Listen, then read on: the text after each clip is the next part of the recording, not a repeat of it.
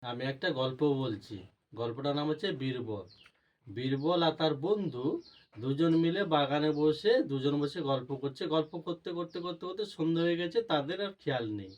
এবার যার বাগান সেই বাগানের মালিক তার এসে গেছে। দেখতে পেয়ে গেছে যে বাগানে দুজন বসে গল্প করছে, তাদের সব আনাজ বা ফুল তাদের সব নষ্ট করছে। তখন কি করেছে, বাগানের মালিক কি হচ্ছে না, দৌড়ে ছুটছে আর বলছে, কে রে বাগানে, কে রে বাগানে, কে রে? তখন বীরবল আর তার বন্ধু দুজন বলছে, "এই চল, পালিয়ে চল।" এবার দেখে নিয়েছে, ধরে ফেললে অবস্থা খারাপ। তখন কি করেছে না, বীরবলের বন্ধুটা বেড়া লাফ দিয়ে ওপাশে পড়ে উঠে আবার দৌড়াতে শুরু করেছে। বীরবল কিছুতে আর বেড়া লাফাতে পারছে না। জোর করে বেড়া লাফ দিয়েছে, লাফ দেওয়ার পর দুম করে পড়ে গেছে। পড়ে যাওয়ার পরে আর উঠতে পারছে না। তখন বীরবলের বন্ধুটা কি করছে না, চলে গেছিল।